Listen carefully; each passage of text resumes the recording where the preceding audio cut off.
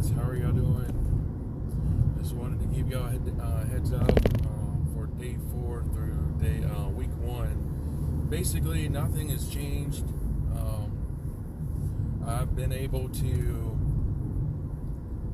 go through and pick up some things. Was able to walk a little bit. I'm able, as you can see, I'm driving, but I have a stick shift, so I was really wary of whether or not I should, be driving since I had to push down the clutch. So I waited till like a week after to start, after the 7th day post-ablation to go ahead and give it a try.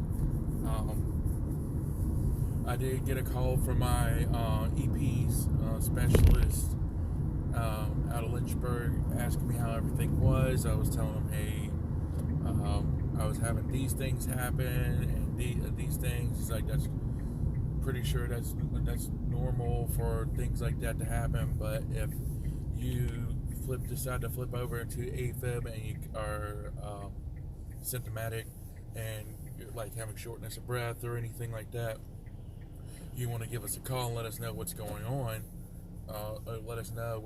And then we'll probably tell you to get an emergency room to get yourself cardioverted. But other than that, you expect to flip-flop with your heart rhythm, which for the first, like the day 3 to day 6, when I was sitting down, I was getting like, a little bit of like chest tightness, and my heart rhythm would stay the same, but it would kind of like hiccup a little bit, but it was nothing out of the ordinary that I would, wouldn't think of anything of it, but I am going to work on trying to drop more weight, and I got like 3 months left before I can play rugby, but I did go to a rugby meeting, board meetings, and so we can kind of figure out what we're doing for the springtime for spring 15s, and so roughly the first game and practice will start like towards the end of February, mid-March. That's probably the perfect amount of time, right where I need to be able to be off the blood thinners and see how everything works. While I'm waiting for that, I'm going to start working out. I'm going to get myself start doing a little bit of cardio and some light weight training, like very lightweight training, to see how I do with the weight training. Because I can go heavy all I want, but I'm trying to make sure everything heals properly. So, other than that, everything's fine. I haven't had any little hiccups in my rhythm or anything yet. Not going to say that it's not going to happen. It could happen. Just being honest with you. It will happen during your blanking period of your first 90 days after you have your whatever ablation that you have. You may go into it a lot more often than you think, and then once everything is healed up, it should stop doing that, because your heart is really irritated and inflamed. It's gonna do some weird things while it's been burned, basically. So I've been very careful in looking at what my heart rhythm is, and just making sure I haven't done anything crazy yet.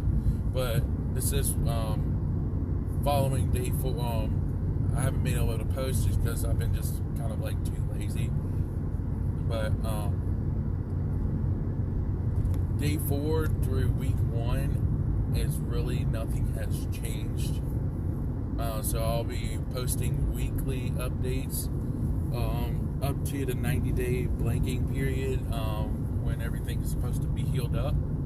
If I have any issues or anything in between that, I will make a video on it as soon as it happens, so I can keep y'all well informed for the people that are like kind of my age, or anybody really in general that's had that cryoablation.